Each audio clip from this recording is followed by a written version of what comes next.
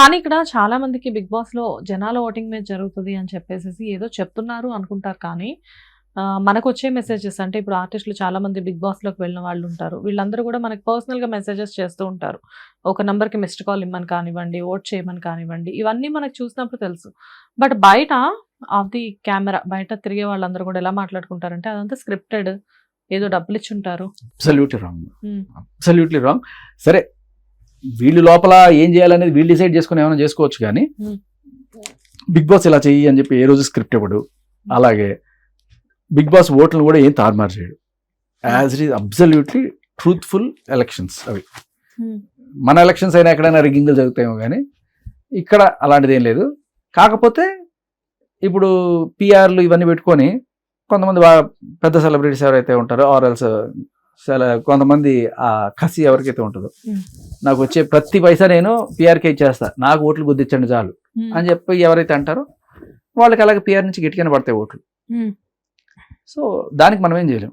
Okay, but otherwise అలా వచ్చిన ఓట్ల నుంచే లాస్ట్ ఎవరైతే ఉన్నారో వాళ్ళని పంపించడం జరుగుతుంది. కానీ ఎందుకు సార్ జనాలకి ఇంత పిచ్చి బిగ్ బాస్ కి ఎలా అయినా వెళ్ళాలి అని చెప్పేసి ఎందుకు వెయిట్ చేస్తారు? అలా ఏదైనా చాలాసార్లు చాలా మంది they turn down the offers also.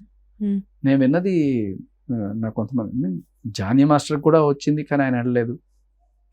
చాలా మందికి అమ్మో వద్దురా బాబు మనకి నెగిటివిటీ మనం తట్టుకోలేము అని చాలా మంది. అంతెందుకు నేను బిగ్ బాస్కి వెళ్తున్నా అని నా క్లోజ్ సర్కిల్లో చెప్పినప్పుడు వద్దు నెగిటివ్ అయిపోతావు అని చెప్పి నన్ను చాలా మంది హెచ్చరించారు.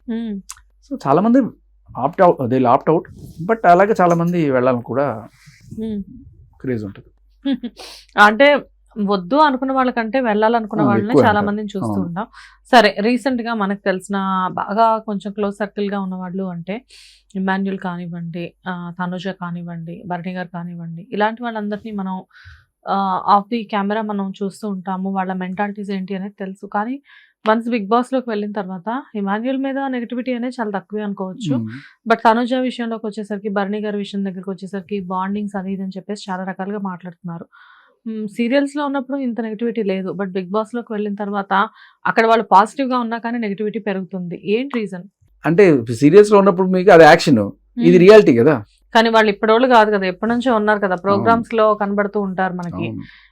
తనుజ ఇంత ఏడవడం బిగ్ బాస్ లో తప్ప మనం ఎప్పుడు చూడలేదు.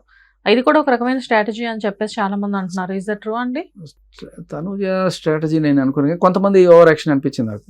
ఎవరు? One of them is Ritu Chowdary.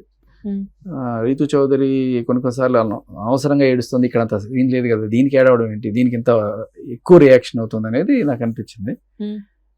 But Tanuja విషయంలో నేను చూసినంత వరకు పెద్ద అంత నెగిటివ్ అయితే నేను అనుకోలే. భరణి గారి విషయంలో అయితే అసలు అబ్సల్యూట్లీ నాట్. నాకు ఎప్పుడు ఆయన అంటే భరణి గారు మళ్ళీ హౌస్ లో వచ్చారు మళ్ళీ ఇప్పుడు. కానీ మొన్నటి వరకు last week Bharani garu elimination అవ్వడానికి కారణం ఈ బాండింగ్సే. అసలు ఈ బాండింగ్స్ లేకపోతే భరణి గారి గేమ్ చాలా బాగుంది. ఇప్పుడు బాండింగ్స్ అంటే అన్న, అక్క, చెల్లి, నాన్న, తమ్ముడు, ఇవన్నీ ఓకే. ఏ లవ్ బాండింగ్ ఏదైతే ఉంటుందో అది జనాలు కొంచెం నెగిటివ్ గా చూస్తారు. రీతు అండ్ ఇప్పుడు ప్రెసెంట్ మన దమ్ము శ్రీజ అండ్ కళ్యాణ్ తనుజ, సో వీళ్ళ గురించి మాట్లాడుతూ ఉన్నారు. కాకపోతే ఏంటంటే రీతు చౌదరి గేమ్ ఆడుతుందా, గేమ్ క్రియేట్ చేస్తుందా, లేకపోతే గేమ్ ని క్రియేటివిటీగా చేశాను అని చెప్పి తనలో తను అనుకొని ఏదో యాక్ట్ చేస్తుందా? ఏదో ఒకటి చేయాలి మూడిట్లో ఏదైనా సరే. ఏమి చేయకపోతే వెళ్ళిపోతావు. ఓకే, నువ్వు ఓవర్ యాక్షన్ అయినా చేయి, నెగిటివ్ అయినా చేయి, లేకపోతే ఏదో ఒకటి చేయి. మీరు ఏమన్నా చేయండి, నన్ను ఎంటర్టైన్ చేయండి. అది బిగ్ బాస్. బట్ ఏం చేయకుండా అలా కామ్గా ఉన్నారనుకోండి, ఆ తపనే లేదు వీళ్ళలో అనిపిస్తుంది. బిగ్ బాస్ అప్పుడు వాళ్ళని ఎక్కువ చూపించడు. వాళ్ళని ఎక్కువ అయితే ఎప్పుడైతే చూపించారో జనాలు వీడేం చేయలేదు అని చెప్పి ఓట్లు కూడా వేయరు. At the same time negative అవ్వడం కూడా రిస్కే. ఇప్పుడు మీరు నెగిటివ్ అయ్యారు అనుకోండి, నామినేషన్స్లోకి వచ్చారు. నామినేషన్లోకి వచ్చినప్పుడు ఏం చేస్తారంటే, ఒకవేళ మీరు లాస్ట్ 2 పొజిషన్స్లో ఉన్నప్పుడు అవతల వాడు ఏం పెర్ఫామ్ చేయలేదు, మీరు బాగా పెర్ఫామ్ చేశారు కానీ నెగిటివ్గా పెర్ఫామ్ చేశారు. అప్పుడు ఏం చేస్తారంటే జనాలందరూ ఈయన పెర్ఫామ్ చేయకపోయినా సరే ఏదో రకంగా ఈ నెగిటివ్ క్యారెక్టర్ని మనం ఎలిమినేట్ చేయాలనే కసితోటి ఈయనకు ఓట్లేస్తారు. ఇష్టం లేకపోయినా కూడా ఈయనకు ఓట్లేస్తారు. ఆ రకంగా ఎలిమినేట్ అయ్యే వాళ్ళు కూడా చాలా మంది ఉంటారు. ఓకే, అది. ఇదంతా స్ట్రాటజీసా? జనాల స్ట్రాటజీలు ఇవి. General strategy. కానీ వీళ్ళేమనుకుంటారు చాలా మంది, ఇలా లవ్ ట్రాక్లు పెట్టుకుంటేనో ఏదో రకంగా ఓవర్ యాక్షన్ చేస్తాను, బిగ్ బాస్ లో మనం ముందుకెళ్తాం. ఖచ్చితంగా చూపిస్తాడు బిగ్ బాస్, చూపించడం అయితే చూపిస్తారు, కానీ బయట మీరు చాలా నెగిటివ్ అవుతారు. నెగిటివ్ అయితే ఈ రకంగా వెళ్ళిపోయే ఛాన్స్ ఉంటుంది. సరే, నెగిటివ్ పాజిటివ్ పక్కన పెడితే బిగ్ బాస్ లోకి వెళ్ళాలి అంటే డబ్బులు కూడా ఇచ్చి వెళ్ళాలి అంటారు. కొంతమంది అయితే ₹1,00,00,000 ఇచ్చి వెళ్ళారు అని కూడా అంటున్నారు. అది ఎంతవరకు నిజం? నాకైతే తెలీదు, నేను ఎవరిని అలా అడగలేను. కానీ మీరు కూడా బిగ్ బాస్ కి వెళ్ళారు కదా, మీరేమైనా ఇచ్చారేమో అని. నా దగ్గరే ఉంది బూడిదేవుడు. లేదు, నాకైతే ఎటువంటి ఎక్స్పీరియన్స్ లేదు. ప్యూర్లీ వాళ్ళు పిలిచారు, వెళ్ళాను. కాకపోతే బేరం అంటే రెమ్యూనరేషన్ ఇంత అన్నప్పుడు సరే ఓకే మంచి ఛాన్స్ కదా పోయినట్టే నేను సంతకం పెట్టేశాను. కానీ బయటకు వచ్చిన తర్వాత రే అలా ఒప్పుకోకూడదు, వాళ్ళు అడిగిన దానికి డబ్బులు అడగాలి, ఇలా ఇవో చెప్పుకుంటూ వచ్చారు. సరే కానీ అని చెప్పి నేను అనుకున్నా. కానీ మీకు అప్పుడు అడగడం రాలేదు. బార్గెనింగ్ ఏం చేసుకోకుండా నేను ఎక్కడ ఉండదు మనకు బేసికలీ.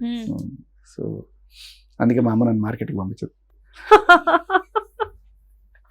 ఓకే, అలా అంతే తప్ప వాళ్ళు పాపం వాళ్ళు ఎప్పుడు అడగలేదు. ఇవన్నీ రూమర్స్ నాకు తెలుసు. ఓకే, సో ఇక్కడ బిగ్ బాస్ లో చూస్తే ఒక పక్కన మాధురి గారు కానివ్వండి, రీతు చౌదరి కానివ్వండి, అండ్ తనుజ కానివ్వండి, దివ్య కానివ్వండి, మన సంజన గారు కానివ్వండి, ఒక్కోసారి కొట్టుకుంటారేమోనని భయం వేస్తుంది. ఎందుకంటే ఇంతే డిస్టెన్స్, ఇంత ఉంటారు, అమ్మో కొట్టేసుకుంటారు అనిపిస్తుంది మనకి. మ్యాన్ హ్యాండ్లింగ్స్ ఉండకూడదని చెప్పి ముందు అగ్రిమెంట్ లో ఉంటుందా? జరిగితే పంపించేస్తారు, రెడ్ కార్డ్ ఇచ్చి పంపించేస్తారు. అది కాకపోతే ఇక్కడ లేడీస్ కొట్టుకుంటే ప్రాబ్లం లేదేమో అనిపిస్తుంది. ఎందుకు? అది ఉమెన్ హ్యాండ్లింగ్ కదా, మ్యాన్ హ్యాండ్లింగ్ అది. ఏదైనా హ్యాండ్లింగే కదండి. ఆ ఫ్రస్ట్రేషన్ లో ఏ చంపదెబ్బ ఒకళ్ళు కొట్టారనుకోండి, అది ఎప్పటికీ చంపదెబ్బ కాదు. కానీ మొన్న మాధురి అండ్ రీతు చౌదరి ఆ గొడవ చూసినప్పుడు actually Madhuri has a point. ఆవిడికి ఒక పాయింట్ ఉంది. ఏంటి, ఈ బాండింగ్లు పెట్టుకోవడానికి వచ్చేవాళ్ళు అది అంటే వాళ్ళు పట్టుకోలేదా బాండింగ్, వీళ్ళు పెట్టుకోలేదా బాండింగ్, నా బాండింగ్ మీద ఎందుకు నీకు గోలా అని చెప్పి ఈవిడ అరుస్తుంది. చూసాను అంటే అప్పుడు ఈవిడంటది అవన్నీ హెల్తీ బాండ్స్, ఇది అన్హెల్తీ బాండ్, అది అన్న చెల్లి అక్క తమ్ముడు నాన్న కూతురు బాండ్, నీలాగా లవ్ బాండ్ కాదు, కాసేపు వాళ్ళతోటి కాసేపు వీళ్ళతోటి ఎవరు ఒప్పుకొని బాండ్ ఇది. So this is wrong bonding అని ఆవిడ అంటది. అంటే నా బాండ్ నా ఇష్టం. ఈవిడ ఈ అరుపుకి ఆవిడ మొహం అంతా ఫేషియల్ అయిపోతుందేమో అనిపించింది నాకు. అంత దగ్గర మీరు చెప్పినట్టు అంత క్లోజ్ లో గట్టిగా అరిస్తే ఇది పడుతుంది తుంపరా. సో పాపం రీతి చదివిన తర్వాత మొహం కడుక్కోవాల్సిన పరిస్థితి ఉండిందేమో అనిపించింది. కానీ బట్ అదే ఇప్పుడు మాధురి గారి దగ్గర మంచి పాయింట్ ఉండి అలా అరవడం వల్ల ఆ గయ్యాళతనం తెలుస్తుంది తప్ప ఆ పాయింట్ మాట్లాడింది అనేది తెలియట్లేదు జనాలు. అసలు ఫస్ట్ వీక్ నాగార్జున గారు డైరెక్ట్ గా చెప్పారు కదా, మీరు చెప్పే విషయం తప్పు కాదు, చెప్పే విధానం తప్పు అని చెప్పేసేసి. సో కానీ ఆవిడ అయినా కానీ పద్ధతి కొద్ది రోజులు మార్చుకున్నారు. అయితే ఇక్కడ నేను వాళ్ళని అడిగిన పాయింటే మిమ్మల్ని కూడా అడుగుతున్నాను. బిగినింగ్ లో ఏంటంటే మాధురి గారు వెళ్ళిన ఫస్ట్ వీక్ ప్రతి ఒక్కళ్ళతో, కళ్యాణ్తో, దివ్యతో, వీళ్ళందరితో గొడవలు. ఆవిడ వెళ్ళింది అంటే గొడవే అయ్యేది అక్కడ కంపల్సరీగా. సో అదే తర్వాత మన రీతు చౌదరితో కూడా నిద్రపోయే దగ్గర మాట్లాడారని చెప్పేసి. సెకండ్ వీక్ నాగార్జున గారు అలా మాట్లాడేసరికి సెకండ్ వీక్ ఏంటంటే మీరందరు నా పిల్లలు, మీరు నా చెల్లెళ్ళు, అది ఇది అని చెప్పేసి మాట్లాడింది. మళ్ళీ ఇప్పుడు థర్డ్ వీక్ వచ్చేసరికి మళ్ళీ గొడవలు స్టార్ట్ అవుతున్నాయి. ఏంటి అసలు ఆవిడ మెంటాలిటీ ఏంటి? ఏదో ఒకటి మనం ఇట్లా మాట్లాడుకుంటాం అంటే షీఈస్ గివింగ్ సమ్ కంటెంట్ కదా. ఓకే, హిట్ టీవీ యాప్, ఇందులో short news, live news, entertainment shows, movies, digital magazines తో పాటు మీ జిల్లా వార్తలను కూడా ఫ్రీగా చూడొచ్చు. ఇంకెందుకు ఆలస్యం, వెంటనే హిట్ టీవీ యాప్ ని డౌన్లోడ్ చేసుకుని ఫ్రీగా ఎంటర్టైన్మెంట్ పొందండి. Hit TV app, hit TV app, please download hit TV app. Hit TV app ని ఫ్రీగా డౌన్లోడ్ చేసుకుని ఎంజాయ్ చేయండి. మీకు నచ్చిన ఎంటర్టైన్మెంట్ కోసం హిట్ టీవీ యాప్ ని ఫ్రీగా డౌన్లోడ్ చేసుకుని ఎంజాయ్ చేయండి. హిట్ టీవీ యాప్ ని డౌన్లోడ్ చేసుకుని ఆస్వాదించండి, ఆశీర్వదించండి. ఇంతమంది సెలబ్రిటీలు హిట్ టీవీ యాప్ ని డౌన్లోడ్ చేసుకోండి అని చెప్తున్నారంటే ఎంత మంచి యాప్ ఆలోచించండి. అమెరికా అమెరికా అమెరికా అమెరికాలో చదవాలనుకునే వాళ్ళకి విశ్వసనీయమైన పేరు మన శౌర్య కన్సల్టెన్సీ. UK లో 1 year masters, UK లో 1 year masters, 2 years work permit up to 5 years visa. Contact Saurya Consultancy.